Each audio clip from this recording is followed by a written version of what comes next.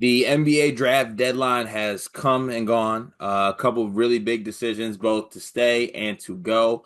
Dion, I want to talk about the biggest winners and the biggest losers from the NBA draft deadline. Now, a lot of decisions on guys staying in, a lot of decisions on guys staying out. You could be a winner staying in, you could be a loser staying in. You could be a winner coming back, you could also be a loser coming back. Maybe some schools won, maybe some schools lost.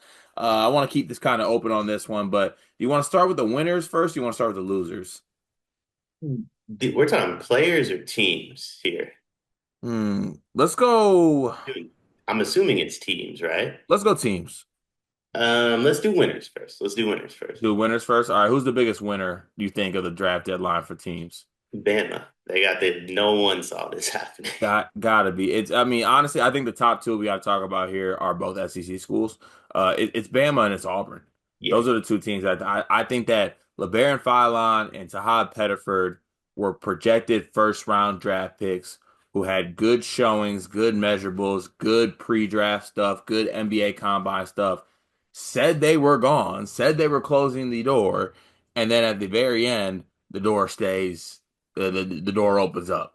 Door ain't got no lock. Doors cracked open, and both end up back to their respective schools. And you shouldn't be able to do that, but that's neither here nor there. That's neither here nor there. You're not gonna let that go, are you? No, I don't. I don't like the idea of like, oh, like I left, but I didn't get what I wanted, so now I'm back.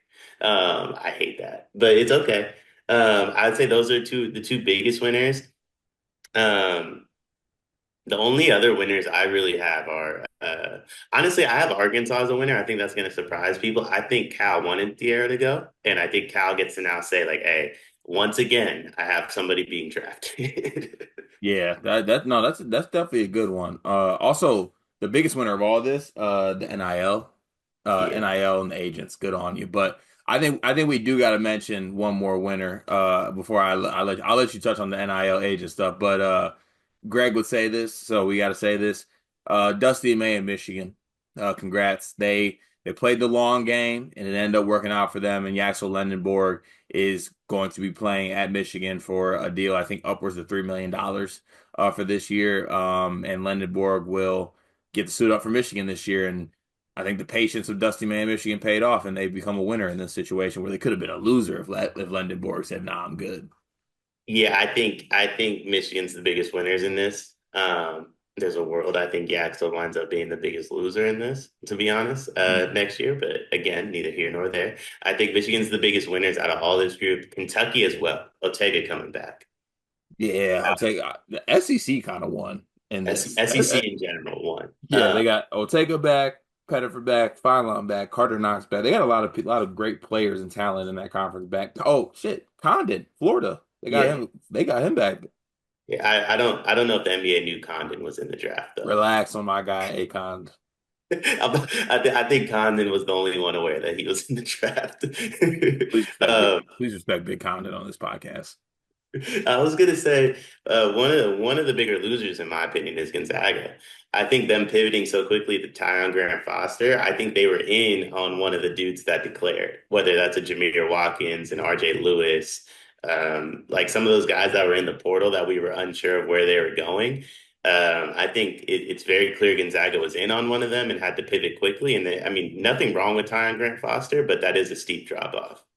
Yeah, I think that's definitely fair to say. They definitely could have been in the market for one of those guys that came back. I'm gonna say another loser of the deadline is a team that it's gonna sound bad, but they'll be fine. They didn't like hurt, but Duke has to be a loser.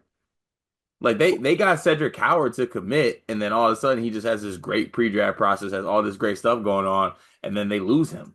It's fine. We got Dame Sarr. We're good. We? Yeah, I'm Brotherhood member. Oh my God, I forgot. We're really doing that. Uh, We're really doing that. You with the we stuff, we the Brotherhood. listen, I haven't pitched this to you and G yet. I'm working on a pitch for us to go to Cameron Indoor, though. Nah, okay. I don't know if I can. I don't know if I'll be able to be in there when they play that every time I touch stuff. I'm not gonna be able to keep my words to myself. You know what? It's actually okay because when we go to the Final Four, we can just watch Duke together again. So it'll be okay.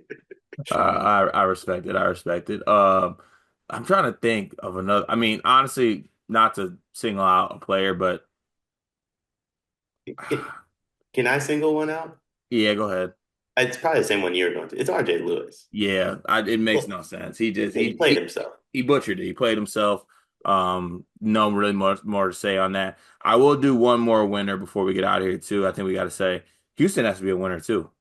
Oh yeah. They got Milo. You Like know getting what? Milos back is big. That's the biggest winner. I don't know who I did a video with. I did blame you for it, and I apologize if you weren't the one that told me this. Somebody told me Milos entered the draft, though. That was He did. He did. so like somebody told me he wasn't coming back, and then G told me on Tuesday, he's like, yeah, like he's probably coming back. I'm like, what? Yeah, yeah. Hand up. That's on me. That's on me. So Houston to me is the best team in the country now, and I think they're the biggest winner going from. Uh, well, I mean, Pop Isaac's going to A&M might be a winner too. I would assume that NIL bag's a little bit bigger at A&M than Houston, but I would say Houston's one of the bigger winners. I don't have the NIL as a loser. I also don't have NIL as a winner though. I want to monitor NIL. At the moment, I think NIL is a winner. 5 to 10 years from now, there might be some studies that come out about how much money these guys lost out on. I look at a Yaxel, I look at a LeBaron Philon, a Tahad Pettiford, who got anywhere from 3 to 4 million to play college basketball, but passed up anywhere from 10 to 15 to play in the NBA. And I think sports are a tale of extremes, right?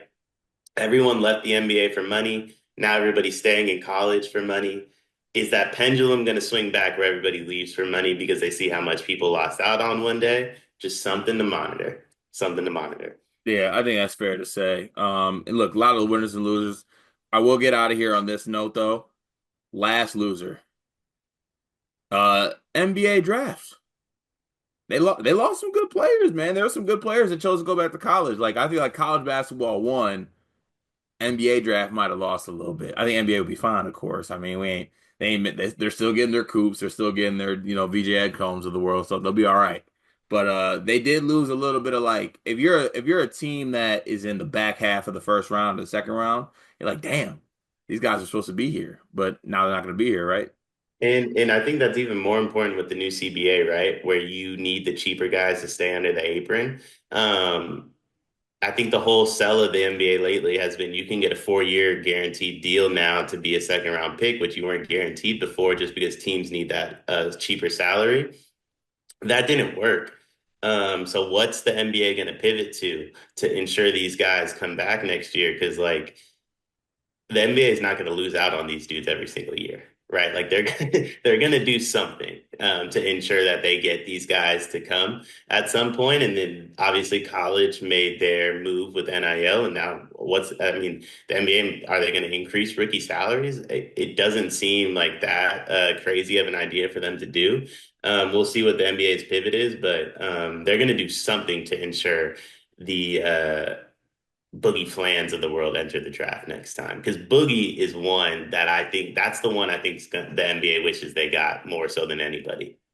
Yeah, I think so too. But look, I think it's the world we live in. There's winners and there's losers in life. I don't mean to go get all philosophical on you. Sleepers Media won though too. I'm just gonna say that we won. We enjoyed this process very much, and we look forward to having more content for y'all. So that's the winners and the losers of the NBA draft deadline.